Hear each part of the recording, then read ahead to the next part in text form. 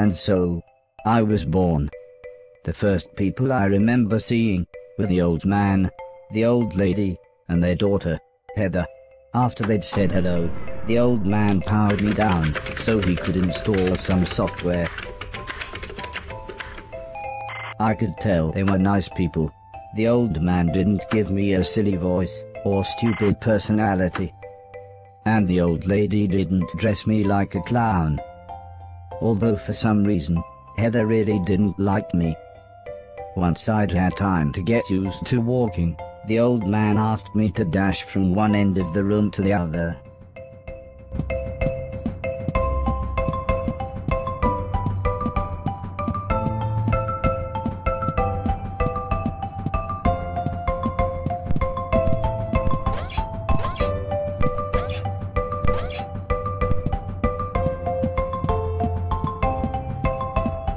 Next, the old man spent a couple of hours building some wooden platforms. He said he wanted me to jump up them, but I must admit, I was scared. It wasn't until I saw Heather and her mother happily climbing up them that I decided it might be okay.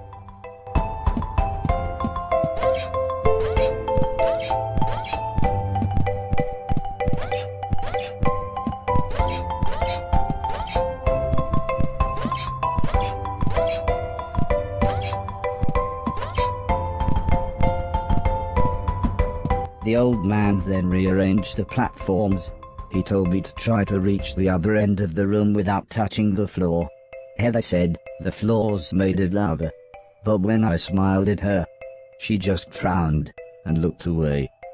The old lady arranged some pillows and blankets. She said it was in case I fell, but I think she just wanted it to look more like lava.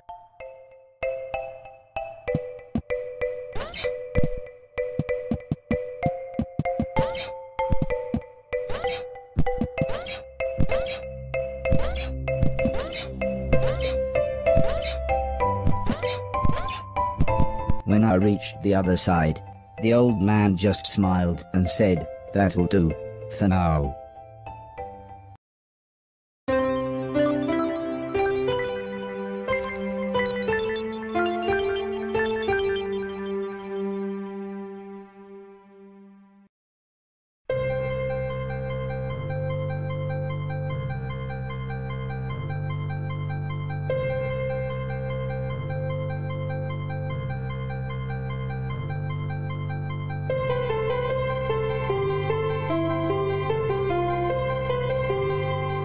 couple of days after those first lessons, the family had a big meal, and I was introduced to everyone else. The professor was the old man's brother. He was very quiet, and always seemed to just kind of stare at me. He had lived with the old man for 5 years. The house was so huge they barely saw each other. He preferred instead to stay in his room, leaving everything up to his butler, Mr. Deck, as he insisted everyone call him, although the professor always called him Anton.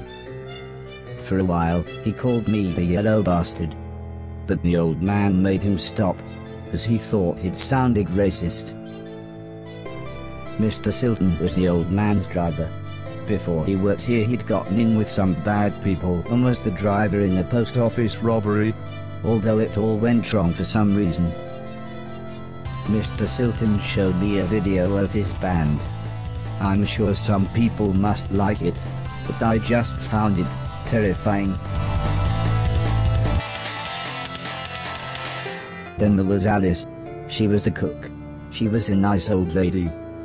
When she was younger, she had been a TV chef. Then, years later, she had a small part in Coronation Street. Mr. Silton said, before she worked for the old man, Alice was quite a hoarder. She kept old newspapers and bicycles, and something about a pool in a shoebox. The next morning, the old man gathered everyone together to show them what I was capable of. "What else does he do?" asked Mr. Silton. The old man smiled. "He can help around the house." "Could he help me with my newspaper collecting?" asked Alice. "I'm not sure that's a good idea," said the old lady, "but he can do all sorts of jobs." "Yeah," said Mr. Silton, "shove a stick up his ass and he can do Deck's job."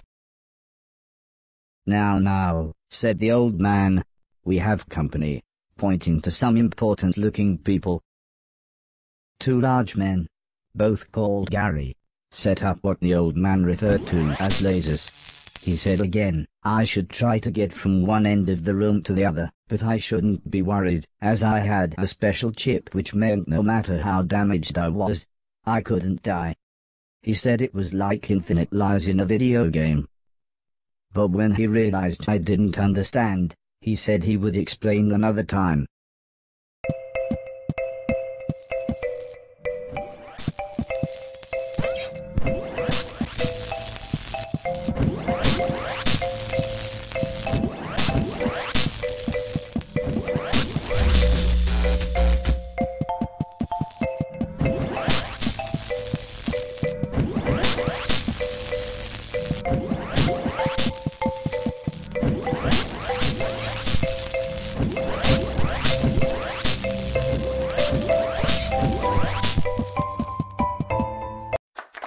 Everybody clapped, except the important-looking men.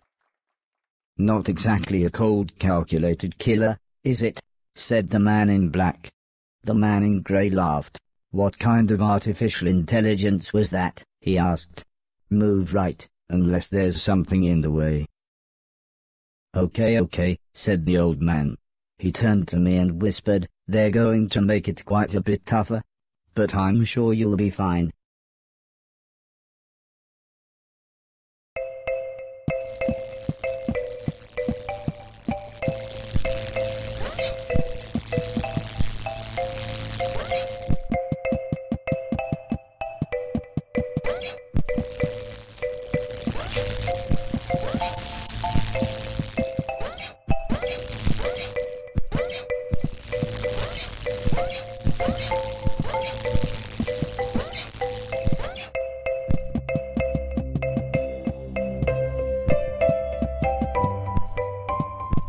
The Garys then rearranged the room one last time. The old man smiled.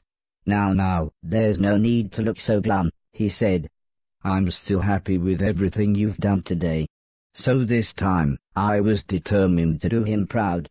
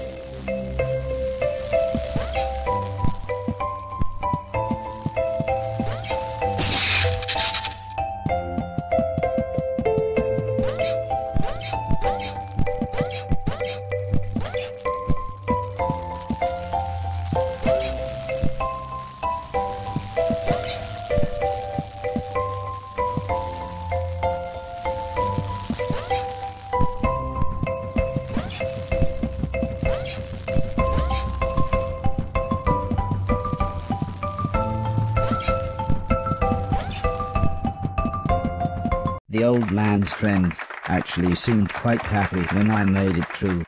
"We might have a winner after all," said the man in black. "It's no Killbot 3000, but you can almost see the fire in its eyes."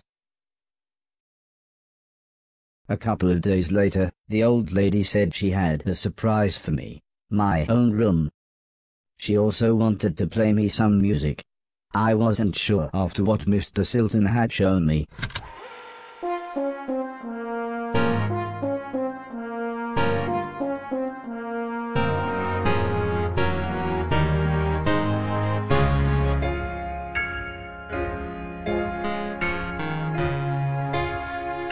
As if music wasn't amazing enough, the old lady then bought me a television set. I couldn't believe what I saw. I watched everything I could. Comedy, drama, horror, sci-fi. Anything anyone wanted to watch I would happily watch with them. Then one day, the old man set up a small box. He plugged some cables into the television and said, "This is what I meant when I said video games." I played games at every chance I could. I took on everyone. I was unstoppable. I had enjoyed music, film, and television. But to me, video games really were the highest art form.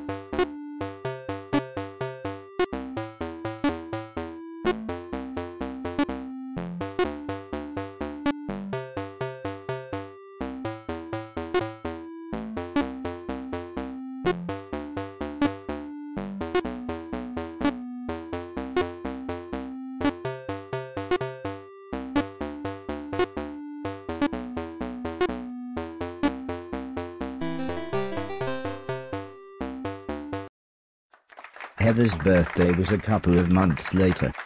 Her mum and dad had bought her a camera and arranged a day out by the sea so that Heather could take some photos, although I really don't think she wanted any pictures of me. When the old man asked the professor if he wanted to go, he frowned and said, "I can't believe you want to spend time with that thing, it could destroy the world." I wasn't sure what he meant, but the old man just smiled and said, "That's what you said about the Game Boy. Anton, how about you?"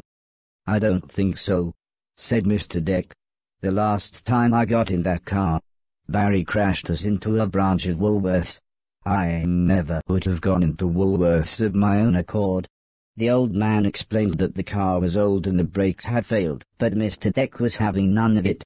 So Mr. Silton drove, and Alice came along for the fresh air.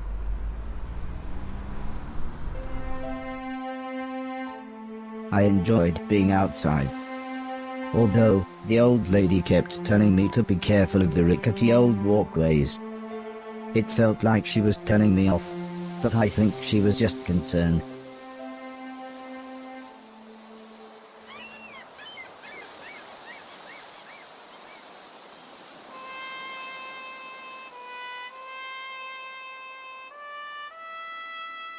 As the old man and I stood on the cliff tops, I could see something in the distance.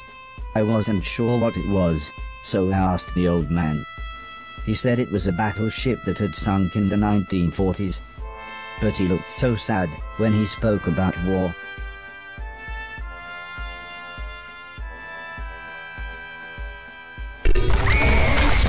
I didn't see what happened, but the metal platform Heather was climbing on had collapsed. She was safe, even if the rocks she was on looked very dangerous. The tide was rising, and we didn't know how long the Coast Guard was going to be. So I offered to climb down and get her. The old man agreed, but said I should be careful, as Heather doesn't have infinite lives, like I do.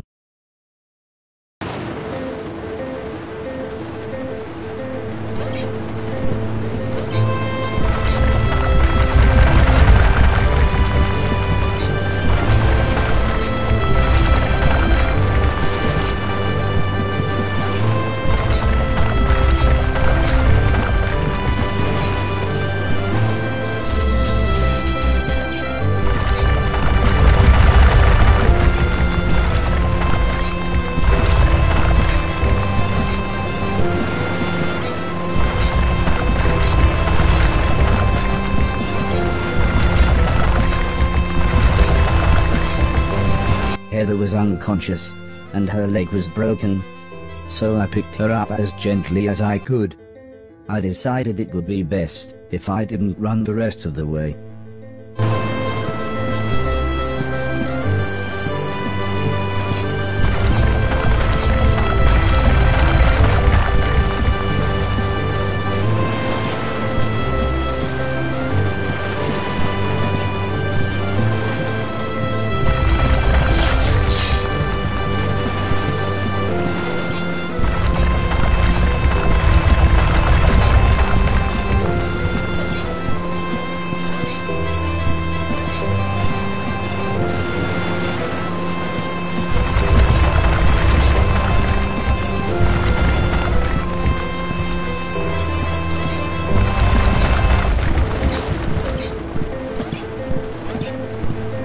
An ambulance had arrived by the time I had made it back to the cliff top. The medics made sure Heather was okay, and then took her off to hospital. A few days later, we all went to see how she was doing. She was fine, but would have to wear the cast for a couple of months.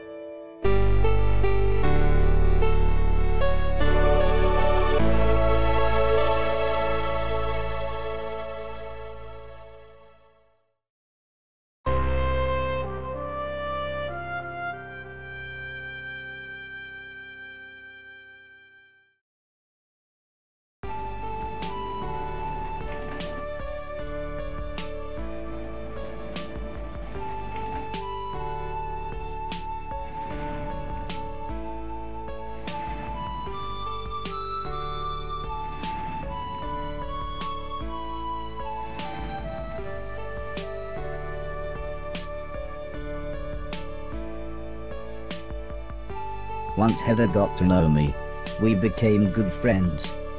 We enjoyed the same films and TV. She was also annoyingly good at some of my favorite games.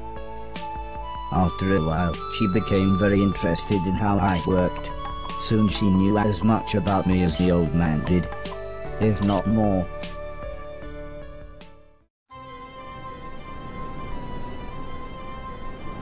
We spent the next couple of months visiting other countries, as when it came to teaching me things, the old man always liked to pick interesting locations.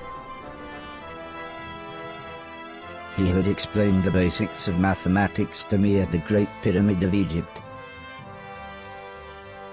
Taught me history in the dead of night, surrounded by mysterious giant stones.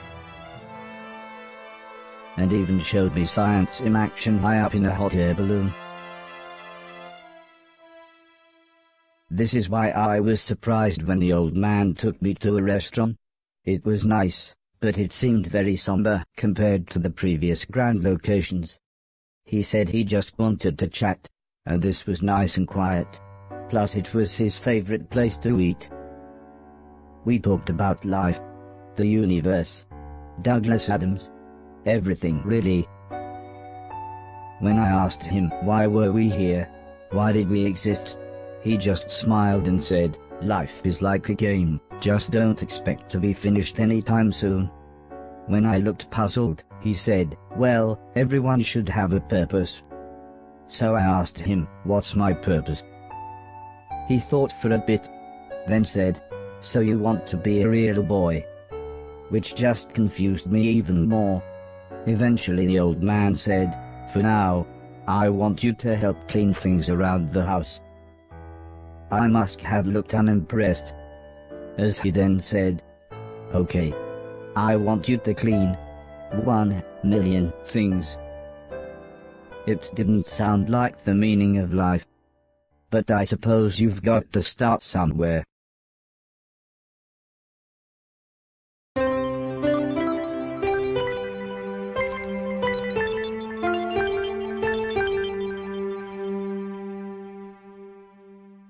The next day, the old man said he wanted to install some more software, so he powered me down.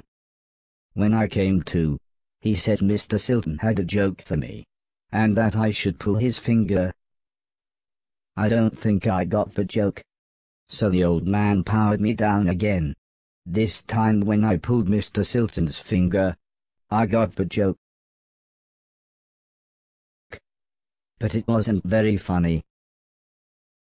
The old man then explained that he had installed a special chip which allowed me to clean away anything that was broken. He said it also tells me how many things are nearby, and how many smaller things are in a bigger thing. It all sounded very complicated, but he said all I really had to do was pause, and it would bring up all the information I needed. He then said he wanted me to find and clean all of the items in the room. He told me there would be some chains to climb, but that would be nice and easy, as I just had to press up. He then finished by saying, when I had collected all the items, I should come back here.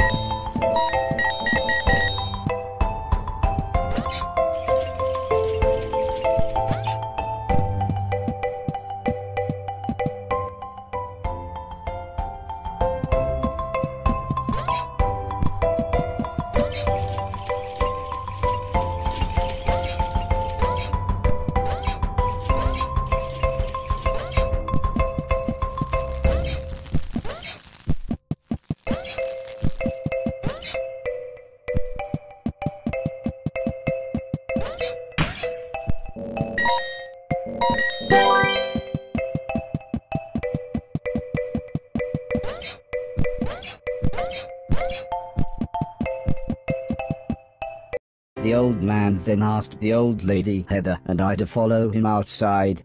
I was happy too, as it was a lovely hot day. The old man said he was worried that Alice had been hoarding again. She had filled up a small barn with old bicycles and newspapers. Heather said, this would be a perfect chance to properly test my new powers. The old man thought for a second, then said, using the steptoe chip, I should find and clean at least 300 things. When we explained to Alice what we wanted to do, she seemed scared. But after the old lady kindly explained that, well, the barn was starting to smell, she said it would be okay. One last thing, said the old man. If you want to use a door, just push up. When I was about to enter the old barn, Mr. Silton said he had seen some mushrooms growing inside. He asked me to give him any that I found. He then winked, but I wasn't sure why.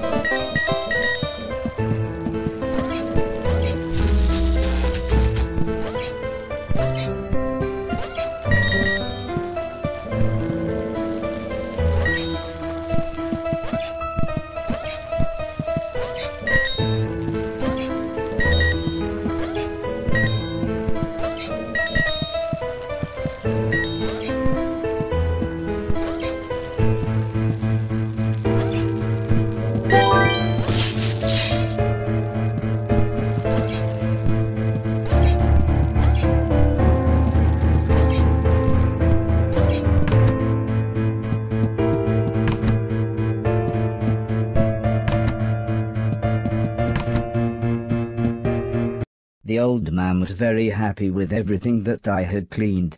But I think Mr. Silton was even more happy with his mushrooms.